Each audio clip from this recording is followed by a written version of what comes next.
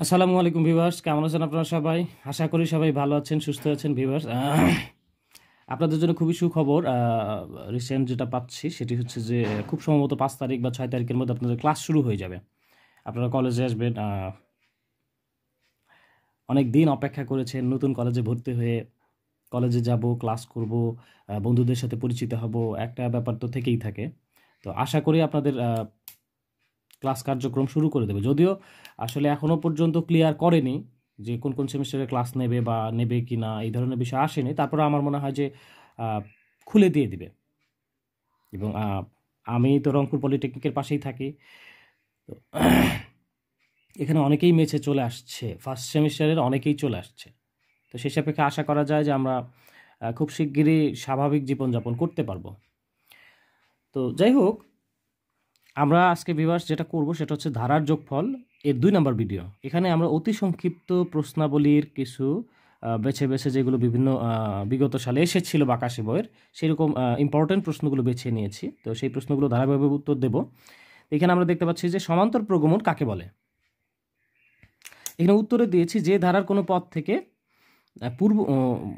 পূর্ব পথ বা পূর্ববর্তী পথ, কোনো ধারার কোনো পথ থেকে যদি তার পূর্বের পথটাকে আমরা বিয়োগ করি, বিয়োগ করলে যে বিয়োগ ফলটা আসবে সেই বিয়োগ ফলটা যদি সর্বদা সমান হয়, সব সময় যদি সমান হয়, অথবা সব সময় যদি ধ্রুবক হয়, অর্থাৎ ধ্রুবক মানে এখানে একই মান যদি থাকে, হ্যাঁ, তবে তাকে সমান্তর ধারা বা সমান্তর প্রগমন বলে। যেটা আমরা এসএসসিতে কিন্তু পড়েছি, হয়তো ভাষায় প্রকাশ করতে হয় নাই, বা ধারা কাকে বলে এটা কোথাও কাউকে বলতে হয় নাই। এখানে কিন্তু আপনাকে অবশ্যই এক্সপ্লেন করতে হবে। এক্সপ্লেন বলতে কি, যতটা সম্ভব আপনি আপনার ভাষায় প্রকাশ করবেন। যে কোনো ধারার যদি পরের পদ থেকে পূর্বের পদ বিয়োগ করা হয়, এবং বিয়োগ করলে যে বিয়োগ ফলগুলো পাই, এইভাবে যদি সবগুলা পদে আমরা বিয়োগ ফল বের করি, আর বিয়োগ ফলগুলো যদি পরস্পর সমান হয় কিংবা ধ্রুবক থাকে, কোনো চেঞ্জ না আসে, একই মান পাই, তখন তাকে আমরা সমান্তর প্রগমন বা সমান্তর ধারা বলবো। জাস্ট এইটুকু। যেমন আমি এখানে একটা উদাহরণ দিয়ে দিয়েছি, দেখেন 1 3 5 7। এখানে দেখেন পরবর্তী পদ থেকে পূর্ববর্তী পদ বিয়োগ করেছি, এসেছে 2। আবার পরবর্তী পদ থেকে পূর্ববর্তী পদ বিয়োগ করেছি, এসেছে 2। আবার পরবর্তী পদ থেকে পূর্ববর্তী পদ বিয়োগ করেছি, এসেছে 2। আপনি এভাবে যদি দেখেন সবগুলোতেই 2 আসবে, তবেই কিন্তু এটা একটা সমান্তর ধারা হবে। এখানে ড্যাশ ড্যাশ দিয়েছি মানে এই টাইপের পদ আরও রয়েছে। এটাকে আরও অন্যভাবে সংজ্ঞায়িত করা যায়। আমার মনে হয় এই সংজ্ঞাটাই সহজ, এবং আপনারা এটা এসএসসিতে পড়েছিলেন। তো আশা করি বুঝতে পেরেছেন, করতে পারবেন। আমরা চলে যাব পরের প্রশ্নে। ভিউয়ার্স, এখানে দেখতে পাচ্ছি কোন শর্তে এ বি সি প্রগমনটি সমান্তর প্রগমন হবে। এখানে প্রগমন না লিখে ধারাও লিখতে পারে, যে কোন শর্তে এ বি সি প্রগমনটি বা এ বি সি ধারাটি সমান্তর ধারা হবে। এখানে শর্তটি হলো, আমরা লিখেছি উত্তরে যে শর্তটি হলো পরপদ থেকে পূর্বপদের অন্তর সর্বদা সমান হবে, যেটা আমরা সংজ্ঞায় পড়লাম যে কোনো একটা সমান্তর ধারার যে পরপদ থেকে পূর্ববর্তী পদ বিয়োগ করলে ওই বিয়োগ ফলটা সর্বদা সমান হয়। এই বিয়োগ ফলকে কিন্তু সাধারণ অন্তর বলা হয়। এই জন্য বলা হয়েছে পূর্ববর্তী পদের অন্তর, অন্তর মানে বিয়োগ ফল, সর্বদা সমান হয়। অন্তর বা অন্তর ফল দিলে আরও ভালো হয়, অন্তর ফল সর্বদা সমান হবে। এটি হচ্ছে আমার শর্ত। তো আমি এটা দেখেন এখানে ওদের ধারা অনুযায়ী এক্সপ্লেন করার চেষ্টা করেছি। এখানে পরবর্তী পদ আছে বি, বিয়োগ করব এ থেকে, বি থেকে এ বিয়োগ করব, আসলো এটা বিয়োগফল, আসলো এটা অন্তর্ফল। আবার দেখেন পেছন থেকে সামনে সি থেকে বি বিয়োগ করেন, তাহলে এই ক্ষেত্রে অন্তর্ফল আসবে সি মাইনাস বি। এখন শর্ত তো হচ্ছে আমরা যে বিয়োগ ফলগুলো বের করলাম, এইটা থেকে বের করলাম বি মাইনাস এ, এইটা থেকে, আর এইটা থেকে বের করলাম সি মাইনাস বি। তো শর্ত মতে তো সমান্তর প্রগমন বা সমান্তর ধারা হতে গেলে এইটা তো সমান হতে হবে। আমি কি করেছি, শর্তটাও নিয়েছি, সমান নিয়েছি, নিয়ে দেখি আমরা ক্যালকুলেশন করে কি আসে, যেটা আসবে সেটাই আমাদের শর্ত। তো এখানে আমি দেখেন বি মাইনাস এ ইকুয়াল সি মাইনাস বি নিয়েছি, তারপরে মাইনাস বিটা এই পাশে নিয়েছি বি প্লাস বি, আর এই যে মাইনাস এটা ওই পাশে নিয়েছি, ফলে হয়েছে সি মাইনাসে পক্ষান্তর করলে প্লাসে। এগুলো আমরা বুঝি, কোনো সমস্যা নেই। বি আর বি হচ্ছে 2b, এই পাশে একটু সাজিয়ে নিয়েছি এ প্লাস সি, এরপরে জাস্ট বিটা পক্ষান্তর করে দিয়েছি, B is equal A plus C divided by 2। ইহাই আমার নির্ণয় শর্ত। অর্থাৎ সমান্তর প্রগমন হতে গেলে এ বি সি যদি একটা সমান্তর প্রগমন হয়, সেই ক্ষেত্রে হতে হবে B is equal A plus C divided by 2। অর্থাৎ মানে 3টা পদের মধ্যবর্তী পদটা হবে এই দুইটার গড়, প্রান্তীয় পদ দুইটার। একটা সমান্তর ধারার হচ্ছে মধ্যপদটা হবে, একটা ধারার যদি 3টা পদ দেওয়া থাকে তাহলে তাদের মধ্যপদটা হবে তাদের যে প্রান্তীয় মানে দুই পাশের যে 2টা পদ রয়েছে তাদের গড়ের সমান, অর্থাৎ যোগ করে 2টা পদ যোগ করে 2 দ্বারা ভাগ, আমরা তো জানি এটাকে গড় বলা হয়। এরপরে আসেন একটি প্রশ্ন, আমরা গাণিতিক প্রশ্নের মধ্যে ঢুকবো। এতক্ষণ তো আমরা থিওরিক্যাল প্রশ্ন পড়লাম। এখানে আমরা এখন দেখতে পাচ্ছি একটি ধারা দিয়েছে বা অনুক্রম দিয়েছে 3, 5, 7, 9। অবশ্যই এটি একটি সমান্তর ধারা বা সমান্তর প্রগমন, কেননা আপনি এটা থেকে এটা বিয়োগ করেন দেখেন 2 আসে, এটা থেকে এটা বিয়োগ করেন তাই দেখেন 2 আসে, এটা থেকে এটা বিয়োগ করেন দেখেন 2 আসে। ফলে এটা কিন্তু একটা সমান্তর প্রগমন। এই যে বলেছে এই প্রগমন বা অনুক্রম, এটাকে অনুক্রমও বলা যায় কারণ মাঝখানে কোনো চিহ্ন নেই, প্লাস চিহ্ন নেই, তো এটাকে অনুক্রমও বলা যায়। অনুক্রমটির 20তম পদ কত, অর্থাৎ 20তম পদ আমাকে বের করতে বলেছে। অথবা প্রশ্নটা এভাবেও থাকতে পারে, 3+ থাকতে পারে না, ছিল এভাবেও প্রশ্ন ছিল, এভাবেও ছিল, একই উত্তর একই হিসেব। তবে এই ক্ষেত্রে যেহেতু প্লাস চিহ্ন রয়েছে সেই ক্ষেত্রে ধারা কথাটি বলা হবে। তো এখানে বলেছে 3+, 5+, 7+, 9 ধারার 20তম পদ, একই প্রশ্ন কিন্তু। হ্যাঁ, তো আমরা 20তম পদ বের করব। সেটা বের করার জন্য আমরা সূত্র জানি nতম পদ, এখানে লিখবেন আমরা জানি, আমরা এইখানে লেখেন nতম পদ, সূত্র আমরা জানি a + n-1 * d। এইখানে পাশে আমরা এ কি ডি কি কোথা থেকে পাবো সেই জিনিসগুলো লিখব। আর এন কি, এন হচ্ছে এই যে দেখেন এখানে রয়েছে nতম পদ, কিন্তু আমার কাছে চেয়েছে 20তম পদ, তো এই যে এনই তো হচ্ছে 20, সুতরাং আমরা লিখতে পারি এখানে n = 20। এ ইকুয়াল হচ্ছে প্রথম পদ, এখানে আমরা প্রথম পদ দেখতে পাচ্ছি 3, ওকে লিখে দেন এখানে 3। এরপরে ডি হচ্ছে সাধারণ অন্তর, অর্থাৎ ওই যে আমরা যে বিয়োগ করি সেই বিয়োগফল আমরা এখানে দেখেছি 2, আমরা মনে মনে চিন্তা করে বের করে নিয়েছিলাম, এটা হিসেব করার দরকার নেই। তারপর যদি আপনি হিসেব করেন তাহলে খুবই ভালো হয়, 5 - 3, ওই পর পদ থেকে অবশ্যই পূর্বপদ বিয়োগ করতে হবে, আপনারা এগুলো এসএসসিতে করেছিলেন। ওকে 2, এখন আমরা এই মানগুলো এখানে জাস্ট বসায় দিব। এর মান হচ্ছে আমরা পেয়েছি 3, এই যে এখানে রয়েছে, প্লাস এন এর মান হচ্ছে 20, এইখানে অবশ্যই আপনি এন এর পরিবর্তে 20 লিখে দেবেন, কেননা আমার কাছে 20তম পদ চেয়েছে, এটা চেঞ্জ করা জরুরি। -1 আছে, -1, ডি এর মান 2, জাস্ট এখন একটু হিসেব করেন, 3 রয়েছে 3, আর প্লাস এটা দেখেন 20 থেকে একবার দিলে 19 গুণন 2, 19 দুগুণে হচ্ছে 38, 38 আর 3 হচ্ছে 41, দ্যাট ইজ দ্য অ্যান্সার। এটাই অ্যান্সার। এভাবে আপনি এটি করে ফেলতে পারেন ইনশাল্লাহ, আশা করি বুঝতে পারবেন।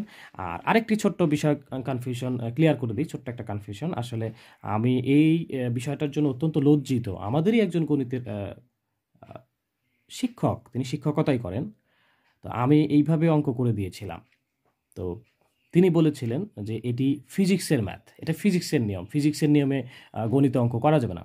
আমি অত্যন্ত আশ্চর্য হয়েছি, একজন ম্যাথমেটিক্সে পড়াশোনা করা বা ম্যাথমেটিক্সে অনার্স মাস্টার্স করা শিক্ষক বা যে কেউ ম্যাথমেটিক্স সম্পর্কে যার ধারণা রয়েছে, জ্ঞান রয়েছে, সে এই ধরনের কথা বলতে পারে না। এটা অনাকাঙ্ক্ষিত একটা বিষয়, একেবারেই গ্রহণযোগ্য নয়। কেন? তার কারণ হচ্ছে কি, ম্যাথ কখনো ফিজিক্সের হয় না, ম্যাথ কখনো ফিজিক্সের হয় না, ম্যাথই, mathematics is the mother of science or mathematics is the queen of science, এটা চিরন্তন সত্য। আমার ম্যাথ কখনো ফিজিক্সের না, বরং ফিজিক্সের কিছু সমস্যা, কিছু প্রবলেম যেগুলো আমরা গণিতের মাধ্যমে সমাধান করি, ওখানে ফিজিক্সের কোনো নিয়মে ম্যাথ হয় না, ওটাও ম্যাথেরই একটা নিয়ম। বাট তারপরেও আমাদের কিছু কিছু মানুষ, কিছু কিছু এই ধরনের শিক্ষকও আমি বলবো, শিক্ষকতা যেহেতু তারা করেন, তারা এই ধরনের কখনো কখনো মন্তব্য করে বসেন। আমার কাছে এটা যে বেশ লজ্জাজনক, যেহেতু আমিও ম্যাথমেটিক্সে পড়াশোনা করেছি, শিক্ষকতার উপর ট্রেনিংও নিয়েছি। সো এটা অনাকাঙ্ক্ষিত একটা বিষয়। এরকম যদি কেউ কিছু বলে থাকে, আশা করি আপনার সাথে কেউ বলবে না, কেউ কিছু বললে আপনি অবশ্যই এই কথাটি বলবেন যে ফিজিক্সের কখনো ম্যাথ হয় না। হ্যাঁ, ম্যাথই, বরং ফিজিক্সের কতগুলো সমস্যা আমাদের ম্যাথের সাহায্যে সমাধান নিতে হয়, এটাও ম্যাথেরই একটা নিয়ম, এখানে ভুল করার কিছু নেই, ভুল হওয়ার কিছু নেই। তো যাই হোক, আমরা পরের প্রশ্নে যাব। একটু আসলে অপ্রাসঙ্গিক কথা বললাম, আসলে এই ঘটনাগুলো ঘটে তাই আসলে একটু বলতে হলো। যাই হোক, আমরা এখানে পরের প্রশ্নে দেখতে পাচ্ছি 1 + 3 + 5 + 7 প্লাস ড্যাশ ড্যাশ ড্যাশ 25তম পদ নির্ণয় করে, একেবারে একই। আমরা এখানেও যেহেতু অতি সংক্ষিপ্ত প্রশ্ন, তাহলে প্রশ্নটা একটু ছোট্ট করার চেষ্টা করব, এই জন্যই কিন্তু আমি এই প্রাস, এটা ফিজিক্সের কোনো নিয়ম নয়। এখানে আমরা এ দেখতে পাচ্ছি, বা এন হচ্ছে 25, যেহেতু 25তম পদ চেয়েছে, আমরা তো এনতম পদের সূত্র ফেলবো, এনতম 25তম, তার মানে এন আর 25 মিলে যাচ্ছে, এন = 25। এরপরে আসেন, এ দেখতে পাচ্ছি আমরা 1, ডি দেখতে পাচ্ছি আমরা 3 - 1 = 2, ভিউয়ার্স, এখানে আরেকটি প্রশ্ন আপনাদের মাথায় আসতে পারে যে ভাই এখানে কি প্রথম পদ এ কথাটা লিখতেই হবে বা না লিখলে কি ভুল হবে? দেখেন ভাইয়া, আপনি কলেজ লেভেলে উঠেছেন, এ কি সেটার ব্যাখ্যা আপনার এখানে দিতে হবে না। আপনি এটা ফাইন্ড আউট করেন, এটা মুখ্য বিষয় না। আপনি এটা ফাইন্ড আউট করে এখানে বসাতে পারছেন কিনা সেটা বড় বিষয়। আর এটা 2 মার্কের প্রশ্ন, এখানে আপনি বিষয়টা বাড়াবেন না, আপনি নিজেকে ইমপ্রুভ করেন। আপনাকে প্রচুর অঙ্ক করতে হবে, আপনাকে ওই এসএসসির মতো 2-3টা অঙ্ক দেবে না, বা ছোট ছোট অঙ্ক দেবে না। 2-3টা না, এসএসসিতেও 2-3টা অঙ্ক ছিল না। সেখানকার অঙ্ক আর ইন্টারমিডিয়েটের অঙ্ক তো একরকম হবে না, আপনার এটা তো অবশ্যই ইন্টারমিডিয়েট লেভেলের ম্যাথগুলো, অবশ্যই ইন্টারমিডিয়েটের সাথে মিলে যায়। সো বিষয়টা হচ্ছে যে এখানে অবশ্যই আপনাকে শর্ট করতে হবে, একটু সময় বাঁচাতে হবে। আপনার সময় এসএসসিতেও 3 ঘন্টা ছিল, কলেজ লেভেলে এখানে এসেও কিন্তু 3 ঘন্টার বেশি দেবে না, 1 মিনিট বেশি দেবে না, বরং 5 মিনিট আগে খাতা আপনার কাছ থেকে কেড়ে নেবে। এটাই বাস্তবতা, এটা হয় প্রত্যেকটা শ্রেণীতে, এটা হয় প্রত্যেকটা এক্সাম, এটা হয়। তো খেয়াল রাখবেন, আপনি ভাষা দিয়ে এলাবোরেট করবেন না, আপনার 2 মার্কের প্রশ্ন সংক্ষেপে দেওয়ার চেষ্টা করবেন।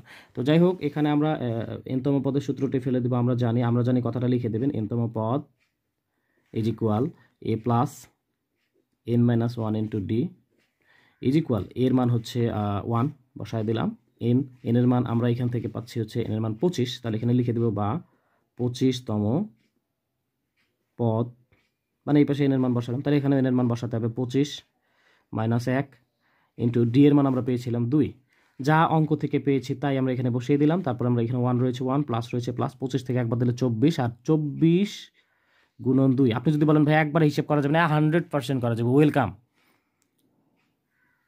1 প্লাস 24 দুগুণ 48 ইজ ইকুয়াল 49। তবে আপনার যদি প্রশ্ন থেকে থাকে ভাই আমি যদি একবার অ্যান্সার লিখি, এটা করা যাবে না, হালাল করতে হবে ভাইয়া, অবশ্যই হালাল করতে হবে। 2টা মার্কস আপনাকে হালাল করে নিতে হবে। আর কতটুকু লাইন ড্রপ করা যাবে এটার কথা নিশ্চয়ই সামনের ভিডিওতে আমি বলে দিব, বা আমরা যখন বড় প্রশ্নগুলোতে যাব সেখানে আপনি কতটুকু পর্যন্ত লাইন ড্রপ করতে পারবেন সেই বিষয়টা বলে দিব। আমরা পরের প্রশ্ন দেখতে পাচ্ছি 1 plus 2 plus 3 plus 4 plus up to dash dash dash N পদ পর্যন্ত সমষ্টি কত। এখানে লক্ষ্য করেন আমার যে উপাদানগুলো দিয়েছে ধারাটার, এটা কিন্তু 1 2 3 4 5 6 7 8 9 10 up to dash dash dash dash dash, এইগুলো কিন্তু স্বাভাবিক সংখ্যা। আমরা কিন্তু স্বাভাবিক সংখ্যা বা ন্যাচারাল নাম্বারের সংজ্ঞা জানি, এসএসসিতে পড়েছিলাম, সেখানে দেখেছিলাম স্বাভাবিক সংখ্যা বলা হয় 1 থেকে শুরু করে আপ টু ইনফিনিটি পর্যন্ত, এটাও কিন্তু তাই দিয়েছে, তবে এখানে বলেছে এন পদ পর্যন্ত। তো এইটাকে আমরা বলতে পারি স্বাভাবিক সংখ্যার যোগফল, তাই না? দেখেন তো এগুলো স্বাভাবিক সংখ্যা না, সমস্ত স্বাভাবিক সংখ্যাকে এখানে যোগ করা হয়েছে, তাহলে বলা যায় স্বাভাবিক সংখ্যার সমষ্টি, স্বাভাবিক সংখ্যার সমষ্টি ইজ ইকুয়াল হোয়াট, বা যোগফল ইকুয়াল কত। এইভাবেও কিন্তু প্রশ্ন আপনার কাছে চাইতে পারে যে এন পর্যন্ত স্বাভাবিক সংখ্যার সমষ্টি কত। সেই ক্ষেত্রে সূত্র এটি সরাসরি, আসলে এটি তো সূত্র, আমরা একটু দেখব হিসেব করে। এখানে আমরা আগের মতোই আমাদের মতো হিসেব করবো, যেহেতু এন পদ পর্যন্ত সমষ্টি চেয়েছে তাহলে এখানে অবশ্যই সমষ্টির সূত্র পড়বে, আমরা এন পদের সমষ্টি ফেলবো। কিন্তু তার আগে আমরা দেখব এখানে এ কত, এন কত। এন আমরা জানি না, এন এর মান জানি না, এন তো এন, ওটার হিসেব করা যাবে না, কারণ এখানে কোনো সংখ্যাই নেই। আমরা এর আগে কিন্তু কোনো না কোনো সংখ্যা থাকতো, হ্যাঁ, এখানে নেই, এনই থাকলো। আমরা এ দেখতে পাচ্ছি 1 এবং ডি দেখতে পাচ্ছি 2 মাইনাস 1 ইজ ইকুয়াল 1। এখন আমরা এন পদের সমষ্টি লিখব, এন পদের সমষ্টির সূত্র আমরা জানি N by 2 second bracket 2a plus N minus 1 into D second bracket close.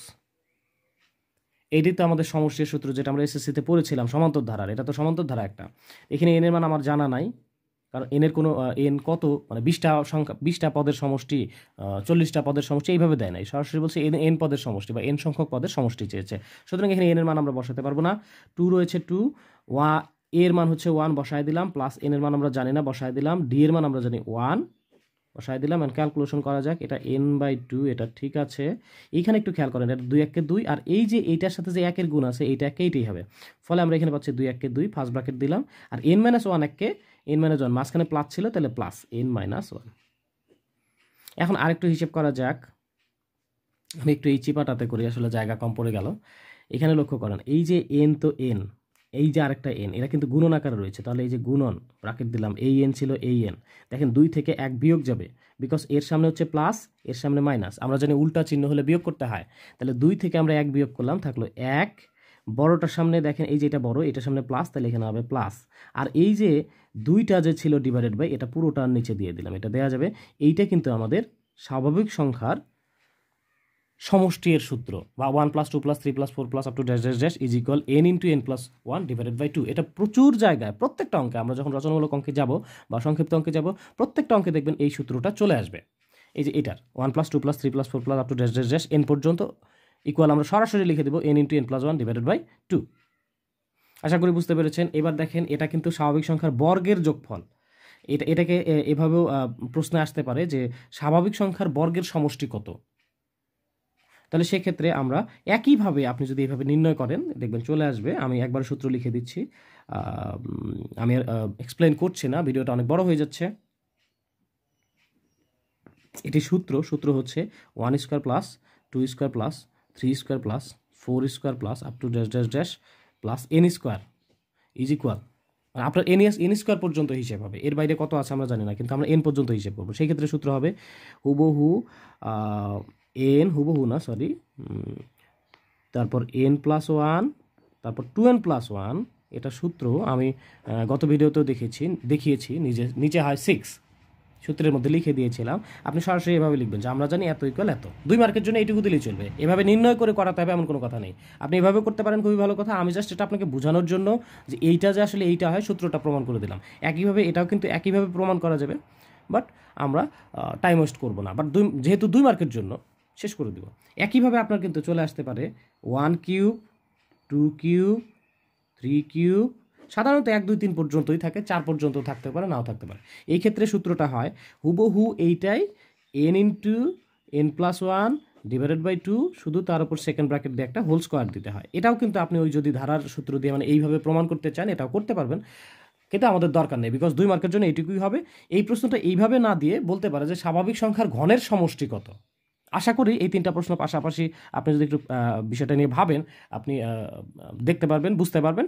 আর এইটাই কিন্তু একটু ভিন্ন, এটা একটু মুখস্থ করতে কষ্ট হবে, একটু মুখস্থ করে নেবেন, কষ্ট তো করতেই হবে। আমরা চলে যাব পরের প্রশ্নে। তো ভিউয়ার্স, এখানে আমরা দেখতে পাচ্ছি n তো নাই, যেহেতু n পদ পর্যন্ত যোগফল চেয়েছে, এখানে অবশ্যই যোগফলের সূত্র পড়বে বা সমষ্টির সূত্র পড়বে। আর এটা কিন্তু একটি কি বলে সমান্তর ধারা, বিয়োগফল কিন্তু সর্বদা সমান রয়েছে। এখানে a রয়েছে 1, n এর মান আমরা জানি না, তাই n সম্পর্কে এখানে কিছু লিখবো না। d ইজ ইকুয়াল আমরা দেখতে পাচ্ছি 3 - 1 ইজ ইকুয়াল 2। এখন আমরা জাস্ট n পদের সমষ্টি লিখবো, n পদের বা n সংখ্যক পদের, যেটাই দেন n পদের সমষ্টি, আমি সংক্ষেপে দিলাম n পদের সমষ্টি ইজ ইকুয়াল, সূত্র তো আমরা জানি n/2 second bracket 2a plus n - 1 into d equal, এখানে n এর মান আমরা জানি না, ডিভাইড বাই 2 আছে 2। এরপরে এখানে দেখেন 2 ইন্টু a হচ্ছে কত 1, প্লাস n - 1 ইন্টু d হচ্ছে কিন্তু 2। যা যা আসলো তাইতেই বসায় দিলাম। এরপরে দেখেন এখানে n/2 তো আমার ছিলই, থাক। এখানে একটু হিসেব করে দেখা যাচ্ছে 2 প্লাস, আর এই যেটা 2 দ্বারা গুণ হবে, তাহলে 2 আর n 2n মাইনাস 2 1 2। নর্মালি আপনি হিসেব করে নিলেন যেগুলো আপনি পারেন। দেখেন +2 - 2 কাটা যায়। এরপরে দেখেন বাকি থাকে হচ্ছে n/2 ইন্টু 2n। এরপরে দেখেন এই যে n কিন্তু কাটা যায়, ইজ ইকুয়াল থাকলো আমার n²। এটাই আমার অ্যান্সার। আশা করি করতে পারবেন, খুবই সহজ। তবে এই প্রশ্নটা অন্যভাবে থাকতে পারে, আপনি খুব ভালো করে দেখেন। এটা কিন্তু সব বিজোড় স্বাভাবিক সংখ্যা, এখানে কোনো জোড় সংখ্যা নেই। এই প্রশ্নটা এভাবে থাকতে পারে যে বিজোড় স্বাভাবিক সংখ্যার n তম পদ পর্যন্ত যোগফল কত। যদি এইভাবে দেয়নি, আমি জাস্ট আপনাকে এক্সপ্লেন করে দিলাম। এটা কিন্তু দেখেন বিজোড় স্বাভাবিক সংখ্যার সমষ্টি, আগেরগুলো ছিল স্বাভাবিক সংখ্যার সমষ্টি, আর এখানে শুধু বিজোড় স্বাভাবিক সংখ্যাগুলো নিয়েছে। তাহলে বিজোড় স্বাভাবিক সংখ্যার সমষ্টি কিন্তু n²। এটা আপনি যে কোনো জায়গায় সূত্র হিসেবে ব্যবহার করতে পারেন, কোনো সমস্যা নেই। আর যদি আপনি এভাবে নির্ণয় করেন, কোনো সমস্যা নেই। তবে এইটাতে কিন্তু আপনাকে অবশ্যই এইভাবে হিসেব করে n² দেখাতে হবে। এই ধরনের সূত্র আসলে আমরা কোথাও পাই না। সো আপনি সূত্র হিসেবে দেখাবেন, তাহলে ক্যালকুলেশন করে দেখাবেন, সবচেয়ে ভালো হবে। এইবার লক্ষ্য করেন, এইবার দেখেন জোড় স্বাভাবিক সংখ্যার যোগফল পেয়েছি আমরা, এবং এটা 2n পর্যন্ত, এটা n পদ পর্যন্তই বলে, এখানে শেষে 2n থাকে, তাই 2n মানে জোড় সংখ্যা তো 2n হয়, n হয় না। এটা 2n দিয়ে দিয়েছে। হ্যাঁ, প্রশ্ন এইভাবে থাকতে পারে, n পদ পর্যন্ত যোগফল থাকতে পারে, যেভাবেই থাকুক। আমাদের বিষয় হলো যে আমরা সলভ করে ফেলব। দেখেন ভিউয়ার্স, এখানে আমরা পাচ্ছি a ইজ ইকুয়াল 2 আর d ইজ ইকুয়াল পাচ্ছি 4 - 2 ইজ ইকুয়াল 2। আর আমরা n পদের সমষ্টি জানি, n পদের সমষ্টি সমষ্টি, হ্যাঁ সমষ্টি is equal n/2 2a plus n minus 1 into D, second bracket close, তাই না? ইজ ইকুয়াল n এর মান আমরা জানি না, ডিভাইড বাই 2 আছে 2 ইন্টু এর মান কিন্তু 2 প্লাস এই যে এর মান 2, তারপরে n মাইনাস 1, n এর মান আমরা জানি না, ডি এর মান আমরা দেখতে পাচ্ছি 2, ইজ ইকুয়াল n/2 রয়েছে, থাক না। এখানে লক্ষ্য করেন, আপনি যদি 2 2 4 লেখেন, লেখা যাবে প্লাস রয়েছে প্লাস, এই যে 2 দ্বারা এটাকে গুণ করতে হবে, তাহলে 2n মাইনাস 2। এখন লক্ষ্য করেন আপনার এখানে যেটা আসছে সেটি হলো এখানে n/2 রয়েছে, থাক, একটু চিপায় পড়ে গিয়েছি। 4 থেকে 2 বিয়োগ করলে 2, আর 2nটা আমরা সামনে লিখলাম। বেশ দেখেন এখানে কিন্তু 2 একটা কমন যায়, একটা 2 যদি কমন নিয়ে বাইরে বের করে নিয়ে আসি, তাহলে আমি একটু পেছনে লিখি, এখানে n/2 ছিল, n/2 আপনি অবশ্যই নিচে লিখবেন, এটা আলাদা। এখানে আপনি একটা 2 কমন নিয়ে একটা 2 বের করে নিয়ে আসলেন, তাহলে থাকলো এখানে 2 নিলে থাকে এখানে n প্লাস এইখান থেকে 2 নিলে থাকে 1। এবার দেখেন এই 2 কাটা যায়, সব শেষে কিন্তু আপনার অ্যান্সার আসছে n ইন্টু n প্লাস 1। এটাই আপনার হচ্ছে এই অঙ্কটার answer, n into n plus 1। তাহলে এটা প্রশ্ন এভাবে থাকতে পারে যে জোড় স্বাভাবিক সংখ্যার সমষ্টি ইজ ইকুয়াল কত। সেই ক্ষেত্রে আমরা যদি এক কথায় উত্তর দিতে চাই তাহলে সেটা হবে n ইন্টু n প্লাস 1। আর যদি বলে বিজোড় স্বাভাবিক সংখ্যার সমষ্টি কত n পদ পর্যন্ত, সেক্ষেত্রে আমরা বলবো n স্কোয়ার। তো এই আর কি, হিসেব করে পারবেন আশা করি। আর একটি অঙ্ক এটা আমি এখন আর করে দিচ্ছি না, ইনশাআল্লাহ আগামী ভিডিওতে এটা সংযুক্ত করে দেবো। মোটামুটি এই পর্যন্তই। ভালো থাকেন, সুস্থ থাকেন, আল্লাহ হাফেজ।